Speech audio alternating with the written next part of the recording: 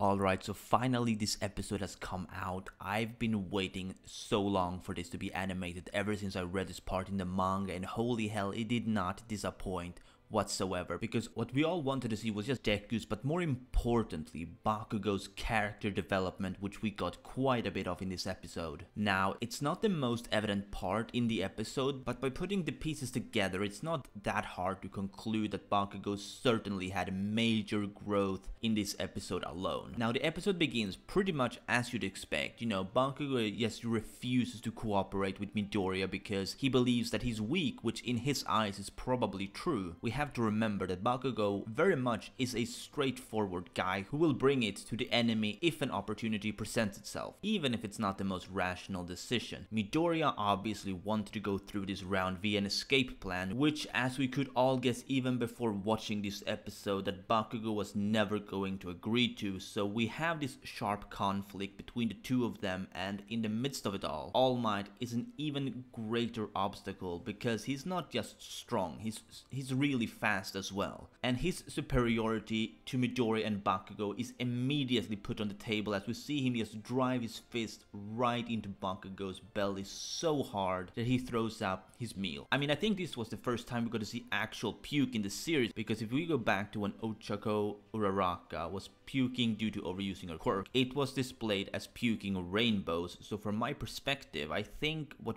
this series is telling us is that we need to understand that this fight is not just to be taken as an exam, which is exactly what All Might tells them. He may be the greatest idol, but right now, he's the most evil villain they can think of, and he does a pretty damn good job at stopping them in their tracks. Now, there was a moment that I really can say stood out in this fight, which was when All Might is having them both restrained. Important to know here is that Bakugou absolutely despises Midoriya's quick growth, and All Might just tells Bakugou that, you know, don't expect someone at level 1 and someone at level 50 to grow at the same rate, because that's not how things work, and he's right. Someone at the bottom will grow much quicker than someone who's pretty much at his or her limit. Bakugou is a natural with his quirk, it's like second nature to him, so he's obviously not going to become stronger that quickly, because he's reached that barrier where it requires intense training for him to progress. But Midoriya has only just recently been given his quirk, so you know,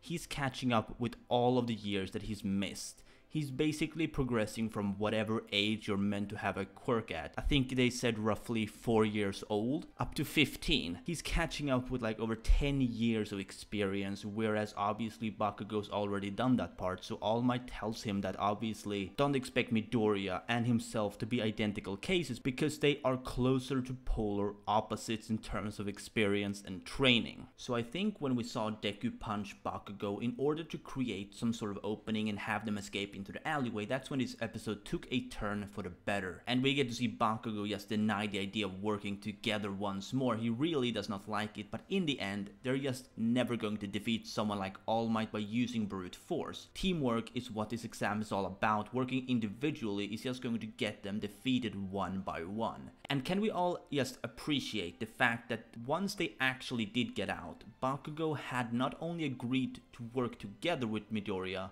but even allowed him to use one of his grenade gauntlets to really catch All Might off guard, because even All Might expected that Bakugou wouldn't do something so unpredictable, well, for him anyway. So we see how they use the element of surprise against the greatest hero, and it seemingly works well for the moment at least. Now, this was when the fight was getting to its climax pretty much, because All Might is done playing games. He has these weights around his wrists, and I think his ankles too, I could be wrong, but yeah, they make him slower and all of that, and even with that handicap in mind, All Might just zooms across the street and catches up to them in no time flat. You know, All Might intends to do his best, trying to stop them from reaching that escape gate, and in all honesty, he's not doing a very bad job at it, because despite their efforts, Midoriya and Bakugou barely manages to get out of there. Now, obviously Bakugou is still a bit uptight about fighting All Might, and that is primarily because he looks up to All Might much like Midoriya does. It's just that their mindsets are a little different, and that's why we see how Midoriya aims for escape while Bakugou tries to keep him busy. So in a sense, Bakugou is attempting to sacrifice his own self in this fight so that they can win this round, but here's the good part, right?